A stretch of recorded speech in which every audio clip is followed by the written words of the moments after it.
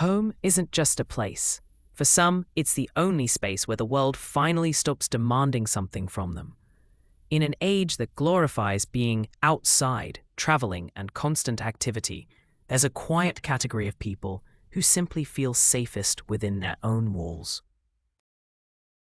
To outsiders, it might look like isolation, laziness, or antisocial behavior. But psychologically, it's often a story of emotional self-preservation, a sanctuary built not from bricks, but from boundaries. Many who prefer staying home are not avoiding life, they're recovering from it. Modern life is overstimulating. Endless notifications, crowds, noises, expectations. Every interaction drains a little more energy, especially for sensitive or introverted minds. For them, home is not a cage, it's a charger. It's where their nervous system finally exhales. Psychologically, this behavior ties to energy preservation theory, the idea that people subconsciously limit social exposure when their internal resources are depleted. Some individuals who experienced emotional exhaustion, heartbreak, or trauma unconsciously associate the outside world with danger or disappointment. Their home becomes a controlled environment, one they can trust. Here, there's no need to perform, no risk of rejection, and no unpredictable energy to absorb. However, there's another layer: introversion versus healing isolation.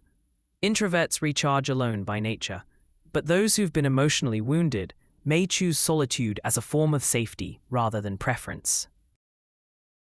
To them, staying home is not antisocial, it's anti-chaos. It's the only way they can breathe long enough to rebuild their sense of self. Over time, this quiet becomes addictive. The silence starts to feel like peace, and peace becomes a form of armor. Still, this comfort zone can blur into a cocoon. Healing isolation, when prolonged, may start to limit growth. The brain learns routines of safety, and stepping outside that pattern can trigger anxiety. That's why many homebodies feel torn. They crave connection, yet fear exposure. They love the world, but only at a distance they can control. So when someone says, "I just love being home," sometimes they're really saying, "I finally feel safe here." It's not about avoiding people. It's about protecting their peace. For them, home is not four walls. It's a state of recovery.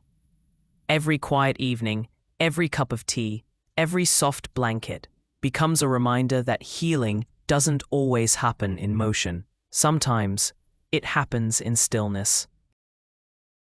If you're one of those people who finds safety in solitude, don't feel guilty. The world may call it withdrawal, but sometimes silence is medicine. Just remember, when the time comes and your heart feels ready again, the same world that once drained you can also inspire you. Healing begins at home, but it doesn't have to end there.